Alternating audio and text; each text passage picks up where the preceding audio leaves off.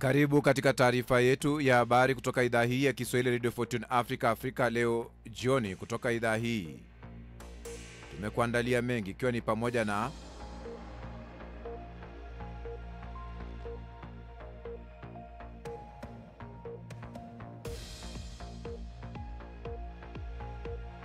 Ulaya yaendelea kukabiliwa na joto kali, helikopta ya AU yaanguka Mogadishu na kuua maafisa watatu,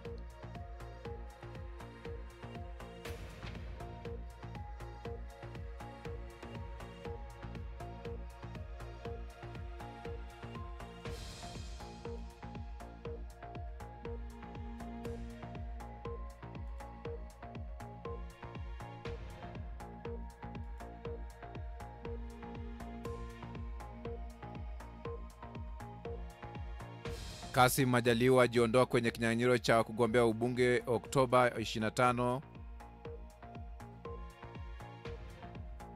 nchini Tanzania. Naam, natumai ubweri wafyo pote pale ulipo duniani kwa moyo mkunjufu na mikono miwili. Ujambo na karibu kwenye taarifa yetu ya habari kutoka idhaa hii ya Kiswahili Radio Fortune Africa. Jina langu ni Kantona Joseph. Waziri Mkuu Kassim Majaliwa nchini Tanzania hatagombea tena ubunge katika eneo la Ruangwa kwenye uchaguzi unaofanyika Oktoba mwaka huu. Katibu wa Chama cha Mapinduzi eneo la Ruangwa, Abasa Makweta, ametangaza hilo katika mchakato wa uteuzi unaoendelea. Majaliwa anatamatisha miaka 15 ya kuhudumu kama mbunge tangu alipochaguliwa na wananchi kwa mara ya kwanza mwaka 2010. Takribani wafanyakazi 180 wa sasa na wa zamani wa jeshi walio na saratani wanadai kuwa ilisababishwa na moshi wenye sumu kwenye helikopta yanayofuatilia Wizara ya Ulinzi ili kulipwa fidia. Sajenti wa ndege ya RAF Zacha Stubbins aliyefariki akiwa na umri wa miaka 47 mwezi Januari ni mmoja wa watu 6 ambao walikuwa wakifikia suluhu nje ya mahakama kutoka kwa Wizara ya Ulinzi, ingawa haijakubali kuwajibika. Kundi lilowakilisha wanajeshi wa zamani limehimiza Wizara ya Ulinzi kuchukua hatua.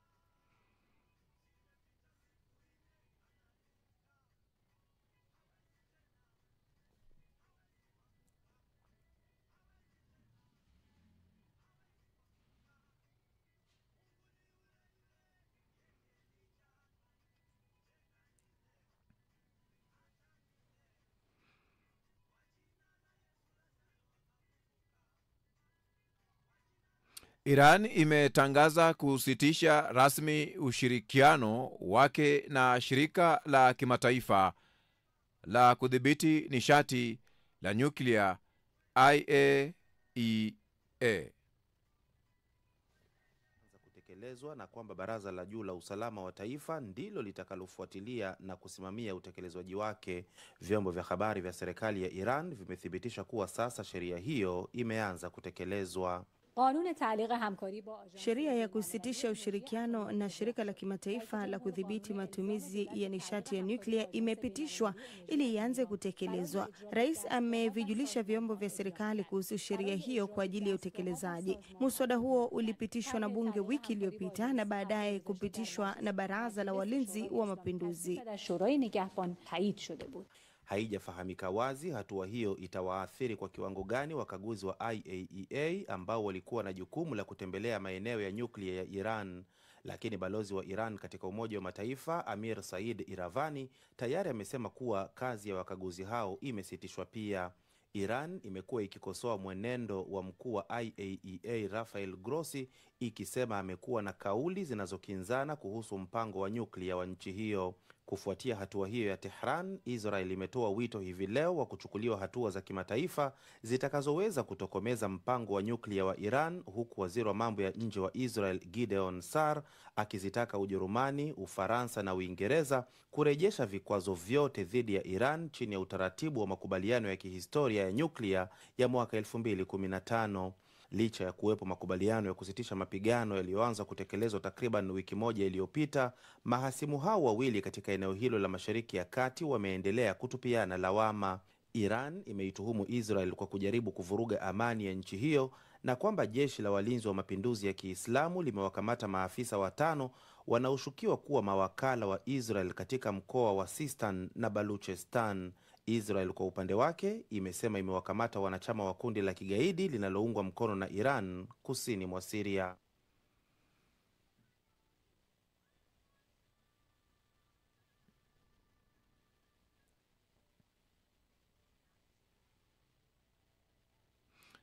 Je, uamuzi wa Iran unamaanisha nini kwa juhudi za IAEA ya kudhibiti matumizi ya nyuklia, lakini pia kwa mkataba wa NPT?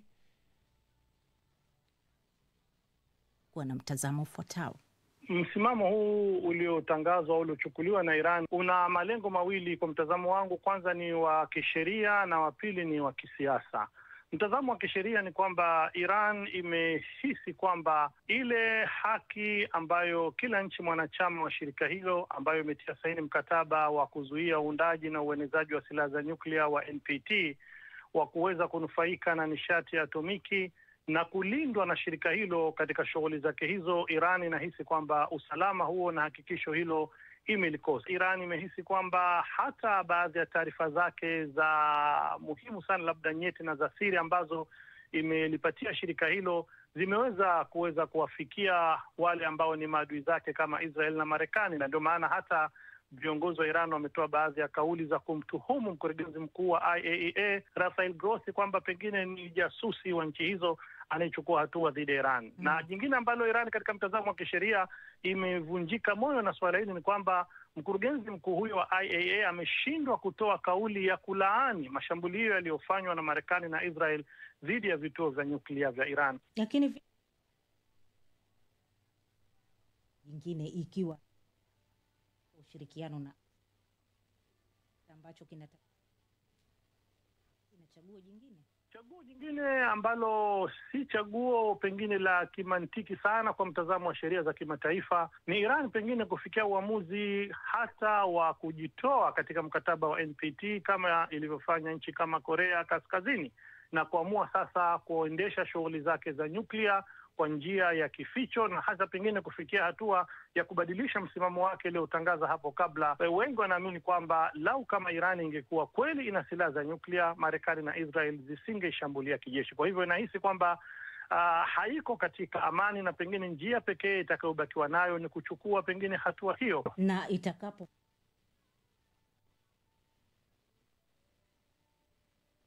hatari zaidi ya vikwazo vya pengine pia hata kushambuliwa na Marekani.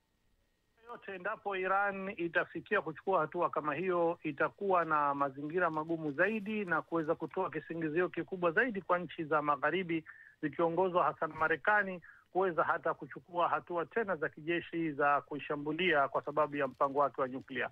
Lakini kitu ambacho pengine wa Iran watakuwa wanasema ni kwamba hakutakuwa na tofauti, pengine itakuwa bora ishambuliwe kijeshi wakati kweli imekuwa na lengo sasa la kuunda silaha za nyuklia kuliko ambavyo imeshambuliwa na kutiwa hasara ya kuharibiwa vituo vyake vya nyuklia, wakati ambapo shirika la IAEA hata taasisi za kijasusi na kiintelijensia za Marekani zimetoa taarifa za kwamba hakuna ushahidi kwamba Irani ina mpango wa kuunda silaha za nyuklia. Ukitazama katika mantiki ya kawaida utaona kwamba kweli hatua hiyo, endapo Irani itaamua kufika mbali zaidi, kwa sababu ilichofanya sasa ni kusimamisha ushirikiano, kuonyesha kwamba lengo lake si kutaka kukata moja kwa moja uhusiano na mashirikiano yake na IAEA, lakini nataka kutumia suala hili kama ni karata ya turufu. Endapo yatafanyika mazungumzo tena ya nyuklia na Marekani, iwe nayo ina kitu ambacho inaweza kukitumia kuweza kuvutia maslahi yake kwenye meza ya mazungumzo. Katika mzo, Rais Donald Trump yeye anaashiria kwamba yanaweza yakafanyika wiki hii, na waziri wa mambo ya nje wa Iran Araghchi anasema hayawezi kufanyika haraka kama ambavyo anasema Trump. Unaamini bado Iran inataka kutoa nafasi nyingine ya diplomasia baada ya kilichotokea? Iran bila shaka msimamo wake wa kuwa iko tayari kwa mazungumzo, bila shaka hili ni suala ambalo imelithibitisha kivitendo katika hatua zote hizi ambazo zimeshuhudiwa. Ndio uchambuzi hapo katika hatua ya kuweza kudadavua hilo ambalo kwa kina umeweza kupokea habari hizo kupitia njia hiyo, ambapo washirika wetu wameweza kukudadavulia kwa kina. Ni taarifa ya habari moja kwa moja, ambapo wakati huu msikilizaji pote ulipo, ni swali tu ambao wanaulizwa kwa je, uamuzi wa Iran unamaanisha nini kwa juhudi za IAEA za kudhibiti matumizi ya nyuklia, lakini pia kwa mkataba wa NPT. Ndio swali ambalo namna hilo nalo ulizwa katika hatua hiyo. Nitakuwa nasoma maoni yako baadaye katika hatua hiyo, ambapo nazidi kufuatilia matangazo yetu ambayo ni ya mbashara kutoka idhaa hii ya Kiswahili ya Radio 14 Africa.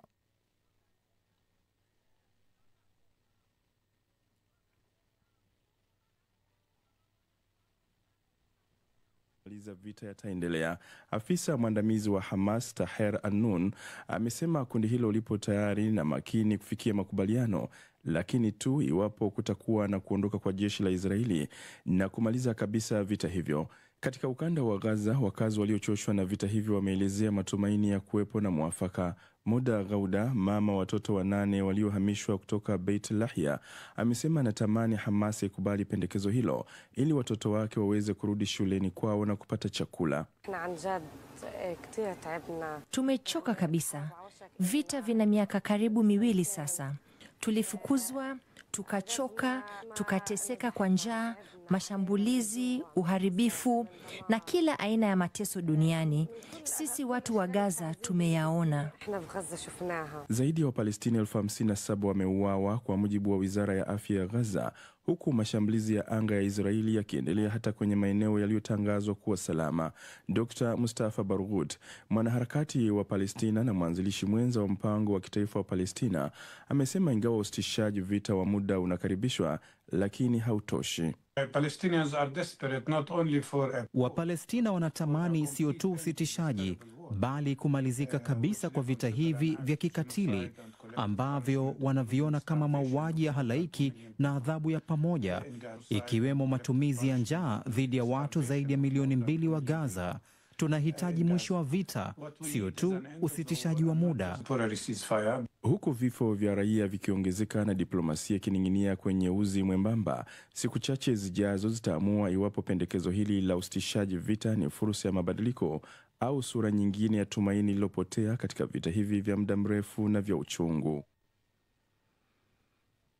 Ndio hali ambayo tunasubiria kuweza kuona, kwa sababu vita vimekuwa Gaza kwa muda mrefu na vinasababisha ajali ya helikopta ya kijeshi ya ujumbe wa Umoja wa Afrika nchini Somalia, AUSOM, imesababisha vifo vya watu wasiopungua 3 siku ya Jumatano katika uwanja wa ndege wa kimataifa wa Aden Abdule mjini Mogadishu. Taarifa za awali za polisi na mashahidi zinasema helikopta hiyo ilianguka muda mfupi baada ya kuondoka katika kambi ya kijeshi ya Baledogle mkoani Lower Shabelle. Mlipuko uliosikika katika maeneo ya karibu. Moshi mzito ulionekana ukipaa juu kutoka kwa eneo la ajali, hali iliyozua taharuki kwa wafanyakazi na abiria waliokuwa ndani ya uwanja wa ndege wa kimataifa wa Aden Abdule. Mamlaka ya anga ya Somalia imethibitisha kuwa uchunguzi kuhusu chanzo cha ajali umeanza rasmi, Ingawa baadhi ya mabaki ya helikopta hiyo iliyokuwa ikielekea kutua yalisambaa kwenye njia ya kurukia ndege, shughuli za usafiri wa anga ziliendelea kwa tahadhari baada ya moto kudhibitiwa na kikosi cha zimamoto. Wakati wa tukio, vyombo vya habari vya ndani na mashirika ya kimataifa viliripoti na kusambaza picha na video za tukio hilo zikionyesha moshi mkubwa ndani ya uwanja wa ndege. Uthibitisho wa eneo ulifanywa kwa kutumia picha za satellite na data kutoka majengo ya karibu. Kwa mujibu wa msemaji wa jeshi la Uganda, Brigadier General Felix Kulaije, helikopta hiyo ilikuwa mali ya jeshi lake, lakini ilikuwa ikihudumu chini ya AWSOM. Alielezea kuwa moto mkubwa ulizuka mara baada ya ajali na juhudi za kuuzima zilichukua muda kabla ya kuweza kufikia eneo hilo kwa usalama. Akihojiana na DW kwa njia ya simu, Jenerali Kulaije amethibitisha kuwa wanajeshi 5 waliokuwa kwenye ndege hiyo wamefariki dunia. Watatu waliokolewa, 5 wamefariki, na waliookolewa pamoja na raia 3 waliopata majeruhi wameshapelekwa kwenye level 2 hospitali ya kwetu ili wapate matibabu. Ndege hiyo imekuwa inasherehekea kazi za kulinda au za kuchunga msafara wa magari yanayopeleka mahitaji ya askari ambao wako kwenye forward operating bases au vituo vya mbali na Mogadishu. So ilikuwa inarudi kutoka kwenye kazi hiyo, wakati inaenda kutoa ndio ikalipuka. AWSOM ina zaidi ya wanajeshi 11,000 nchini Somalia na imekuwa ikishirikiana na vikosi vya Somalia kupambana na kundi la wanamgambo wa Al-Shabaab ambao wamekuwa wakifanya mashambulizi nchini humo kwa zaidi ya miaka 15. Ujumbe huo unakabiliwa na changamoto za kifedha katika kipindi hiki ambacho mashambulizi ya Al-Shabaab yanaongezeka tena. Kuja wakati ambapo wasiwasi kuhusu usalama wa wanajeshi wa kigeni nchini Somalia unaendelea kuongezeka. Kwa sasa mamlaka zinashirikiana katika kukusanya taarifa kamili kuhusu ajali hiyo, huku taarifa zaidi zikitarajiwa kutolewa baada ya uchunguzi wa awali kukamilika. Ndiyo hali ambayo inajitokeza katika upembe wa Afrika ambapo ajali ya helikopta ya kijeshi imetendeka. Tume ya Ulaya imewasilisha mapendekezo ya kupunguza uzalishaji wa hewa ya kaboni kwa kiwango cha 90%, lengo litakalo natakiwa kutekelezwa ifikapo mwaka 2040. Hayo yanajitokeza wakati bara Ulaya likabiliwa na viwango vya juu vya nyuzi joto. Ya kwanza imewasilisha pendekezo hilo linalolenga kukabiliana na mabadiliko ya hali ya hewa katika nchi za Umoja wa Ulaya. Kwa mujibu wa mapendekezo hayo, nchi wanachama zitaruhusiwa kutelekeza kiwango fulani cha gesi chafu ya kaboni na kampuni zinaweza kufanya biashara ili kusalia ndani ya kikomo kilichowekwa. Hatua hiyo itaziwezesha nchi zinazoendelea kupata fidia ambapo zitaweza kutimiza malengo katika kupambana na mabadiliko ya hali ya hewa duniani. Kamishna wa masuala ya hali ya hewa wa Umoja wa Ulaya, Wopke Hoekstra, amewaambia waandishi wa habari mjini Brussels kwamba kifurushi hicho cha fedha kinaakisi hatua inayofuata njia ya Umoja wa Ulaya inayolenga kupunguza uzalishaji wa gesi chafu, huku lengo la umoja huo wenye mataifa 27 likiwa ni kutokomeza kabisa uzalishaji wa hewa chafu ya kaboni ifikapo mwaka 2050.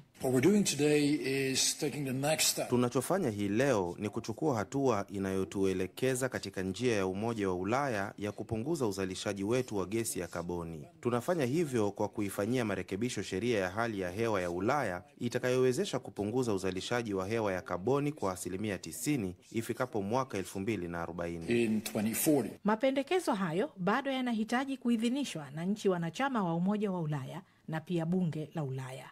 Ya mapendekezo hayo, mashirika ya kimataifa yataruhusiwa kufidia uzalishaji wao wa gesi chafu kwa kuwekeza katika miradi inayopunguza uzalishaji wa gesi chafu kuanzia mwaka 2036 ili kuweza kulifikia lengo lililopendekezwa hadi ufikapo mwaka 2040. Mabadiliko ya hali ya hewa yameifanya Ulaya kuwa eneo lenye ongezeko kubwa la joto duniani.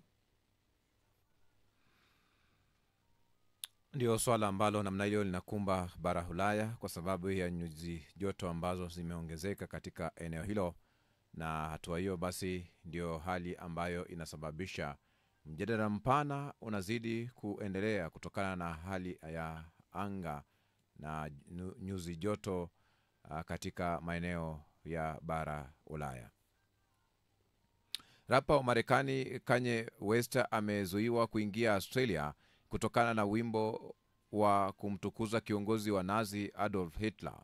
Waziri wa mambo ya ndani wa Australia Tony Burke alifichua kuwa idara yake ilikataa visa halali ya Westa baada ya kutoa wimbo wa Heil Hitler mapema mwezi wa Mei.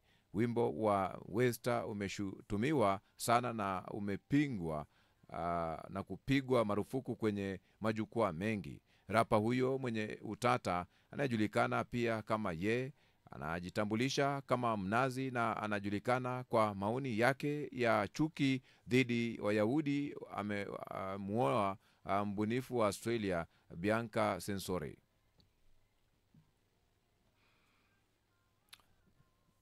Ni matangazo ambayo yanakujia mbashara kutoka idhaa hii ya Kiswahili Radio Fortune Africa, kituo chako kinachoko kwa kasi sana duniani.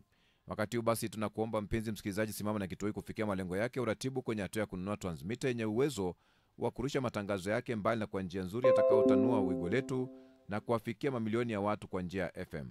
Unaweza wasilisha mchango wako kupitia paybill number ambapo ni 625 account number ni 01 24 50 85 21 7800 au till number ni 4561468 kupitia mitandao yote ya kutuma pesa. Hii ni idhaa ya Kiswahili Radio Fortune Africa, ukweli na burudani. Mambo yetu, safari yetu, maisha yetu, tamaduni wetu na imani yetu. Sikiliza idhaa hii kwa vipindi bora, matangazo yenye tija, vile vile ukweli na burudani.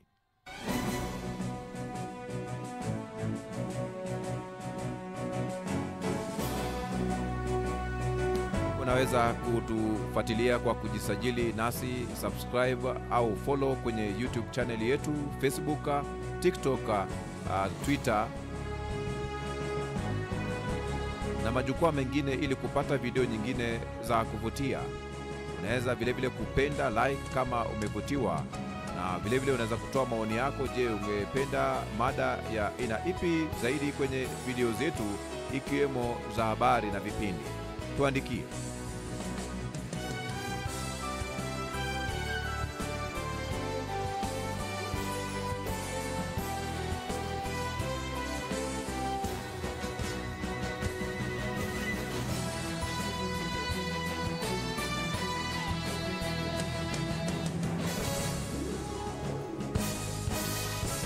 Matangazo haya ni mbashara kutoka idhaa hii ya Kiswahili Radio Fortune Africa.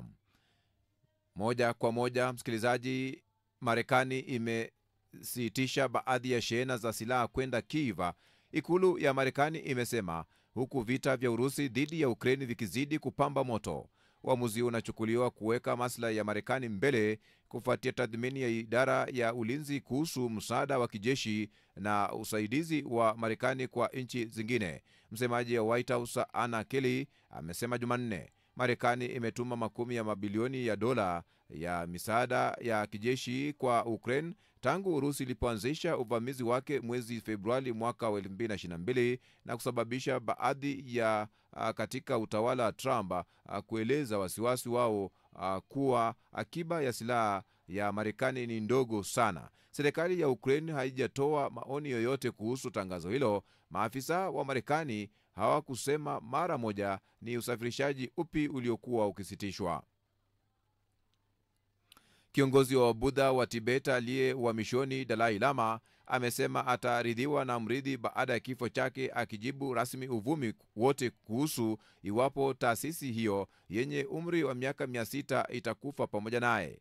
Akiongea kuwa na kusema wajumbe wa ofisi ya Dalai Lama watashauriana na viongozi wa madhehebu makubwa ya Kibudha ya Tibeta na viongozi wengine wa kidini ili kupata na kudhibitisha mrithi kwa mujibu wa mila za zamani. Pia amekariri kuwa hakuna mtu ana haki ya kuingilia kati swala hilo, ujumbe ambao unaweza kuonekana kuwa ulikuwa unalenga Uchina.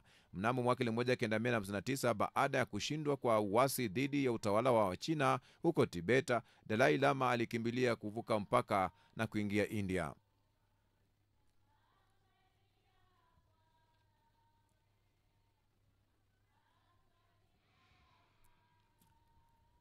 Ni taarifa ya habari kutoka idhaa hii ya Kiswahili ya Radio Fortune Africa, kituo chako kinachokuwa kwa kasi sana duniani.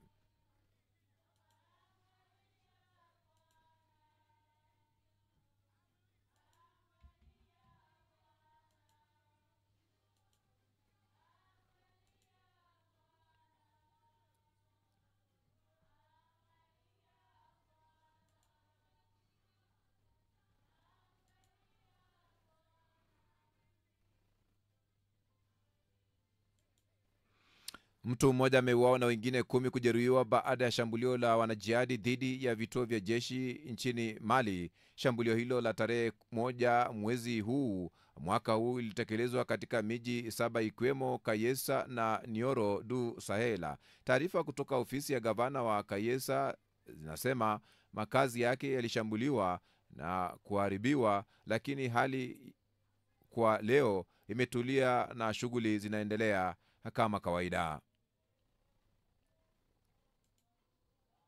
Umoja wa Mataifa umetangaza kuwa idadi ya raia waliouawa nchini Sudan Kusini imefikia kiwango cha juu zaidi katika kipindi cha takribani miaka 5 kufuatia kuongezeka kwa machafuko ya kisiasa na kijamii. Takwimu zinaonyesha kuwa kati ya Januari na Machi mwaka huu watu wapatao 739 wameuawa, 679 wamejeruhiwa, huku wengine 149 wakitekwa nyara na 40 wakifanyiwa ukatili wa kingono unaohusiana na migogoro. Mauaji mengi yameripotiwa katika jimbo la Warapa ambako Rais Salva Kiir alitangaza hali ya hatari mwezi Juni, yakihusishwa zaidi na makundi ya wanamgambo wa kijamii na vikundi vya ulinzi vya kiraia. Umoja wa Mataifa umeonya kuwa kuendelea kwa machafuko hayo kunahatarisha amani ya muda mfupi iliyopatikana kupitia mkataba wa mwaka 2018 na kunazidi kuzorotesha hali ya kibinadamu katika taifa hilo.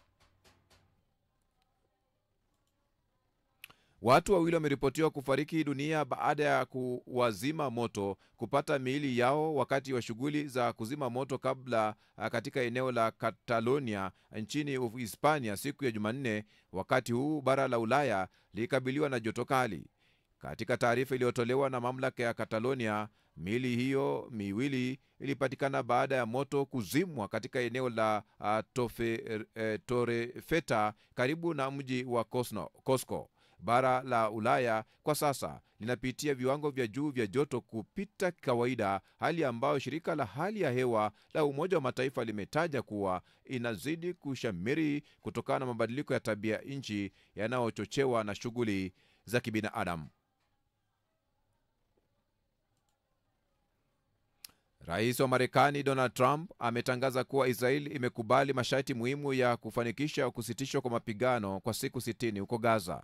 Kupitia chapisho lake kwenye mtandao wa Truth Social, Trump amesema kuwa katika kipindi hicho cha kusitisha mapigano, Marekani itashirikiana na pande zote husika ili kufanikisha mwisho wa vita. Hata hivyo, hakufafanua kwa kina kuhusu maudhui ya makubaliano hayo. Aidha, Trump amepongeza juhudi za mataifa za Qatar na Misri katika kuratibu mchakato huo wa amani na kusisitiza kuwa mapendekezo ya mwisho ya makubaliano hayo yatatolewa na mataifa hayo mawili.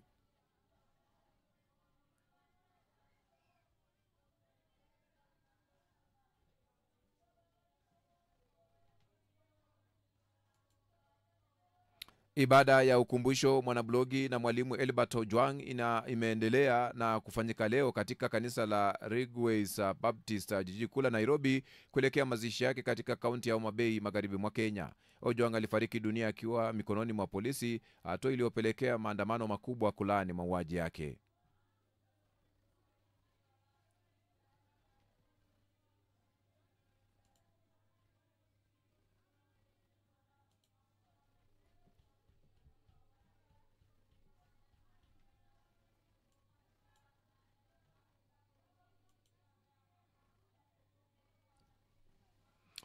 Ni taarifa ya habari kutoka idhaa hii ya Kiswahili ya Radio Fortune Africa. Ukweli na burudani.